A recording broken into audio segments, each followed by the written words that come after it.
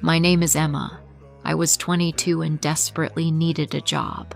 I saw an ad in the newspaper. A man needed a maid for his 2 young children. The family was rich, but something about the ad felt urgent, like they needed more than just a helper. When I arrived, the house took my breath away. It was enormous, with tall gates and dark windows that made it feel almost empty. I rang the doorbell, my heart beating fast. The door opened. A tall man stood there, his dark eyes heavy and tired. He didn't smile. "You're here for the maid?" he asked. His voice was flat, distant, and for a moment, I felt a chill run down my spine. "Yes, sir. My name is Emma," I said. "I'm Ethan," he replied. He stepped aside without another word, letting me in.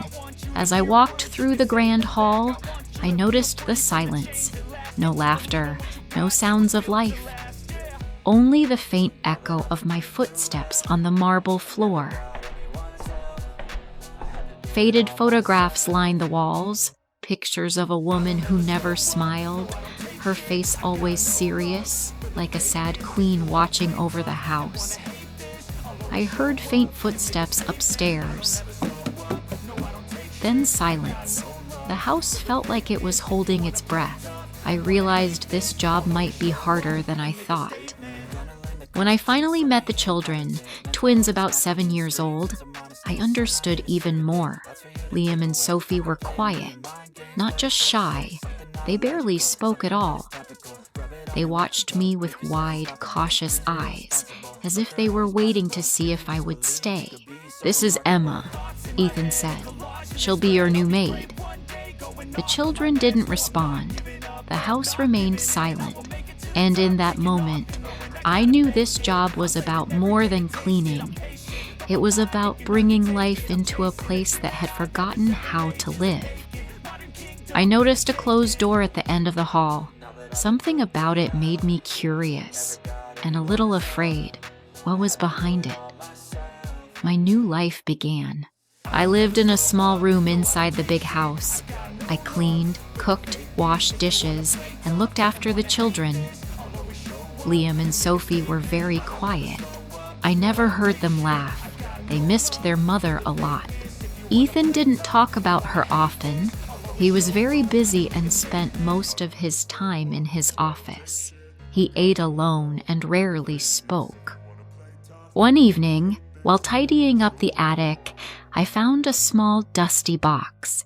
Inside were letters and a diary belonging to Isabella.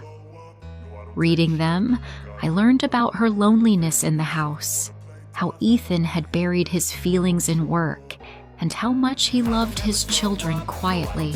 I realized he wasn't cold, he was just hurting. The last letter in the box was sealed. I hesitated, wondering if I should open it.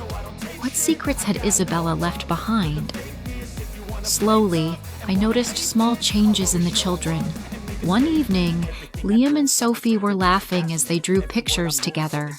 I didn't see Ethan at first. He stood quietly in the doorway, watching. "They haven't laughed like this in a very long time," he said. My heart beat fast. This was the first time he had shared something personal.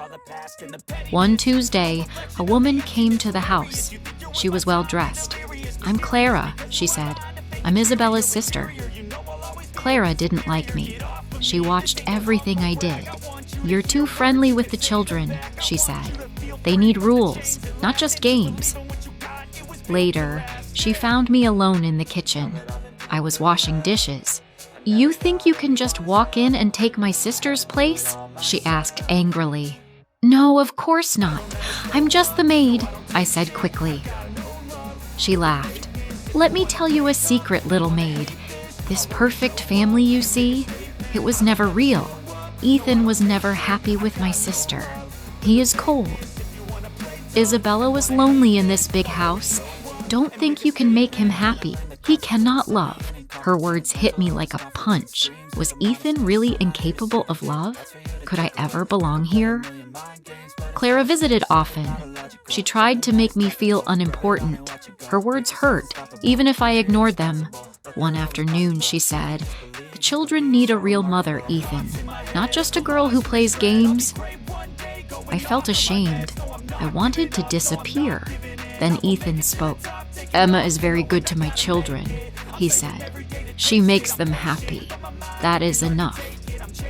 I was surprised. It wasn't just a boss talking. My heart beat faster. Something was changing between us. Over the next few weeks, Ethan began to open up more. One rainy evening, we were in the kitchen together. Liam had spilled his paint on the floor. I laughed while cleaning it up. Ethan laughed too. It was soft, quiet, but it made my heart race. "You always make things better," he said, looking at me. I felt a warmth I had never felt before. Then, one evening, while putting the children to bed, Sophie gave me a small drawing. On it, Ethan and I were smiling together with the children around us. My eyes filled with tears. Even without words, the children were showing me that I belonged there. That night, as I read a bedtime story to Liam and Sophie, I noticed Ethan standing silently in the doorway. What was he thinking? Then something incredible happened. That night, Liam looked up at me with wide eyes. "Emma, will you stay?" he whispered. My heart jumped. I smiled, holding back tears. "Of course, Liam. I'm not going anywhere." Then Sophie, who had never spoken a word before, looked at Ethan and said softly, "Daddy, smile?" Ethan froze. How would he respond to her? Ethan's eyes widened. He walked over, knelt beside her, and gently brushed her hair back. "I will, Sophie," he said, tears forming in his eyes. "I will smile, because of you too." The three of us hugged in the warm glow of the room. In that moment, the house didn't feel empty anymore. It finally felt like home. Finally, one night, Ethan came into my room. He looked nervous, but his eyes were full of something I hadn't seen before. Hope. "You are a miracle, Emma," he said softly. He leaned closer and kissed me gently. My heart skipped. When he moved back, we just looked at each other. The next morning, Clara came in without calling. "Where is Ethan?" she asked. Ethan came out and smiled at me. Clara saw it. "What's going on here? What have you done to him?" "Clara, please," Ethan said, but she ignored him. "I warned you, little maid. You think you can steal my sister's husband? You're a gold digger. You're using a grieving man." My heart broke. She was right. This was Isabella's house. I didn't belong. "I'm so sorry, Ethan. I'll pack my things," I said, and ran upstairs, tears in my eyes. Then Ethan opened the door. He looked worried. "Don't listen to her," he said. "She's wrong.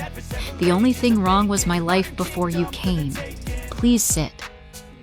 We sat on the bed. He looked into my eyes.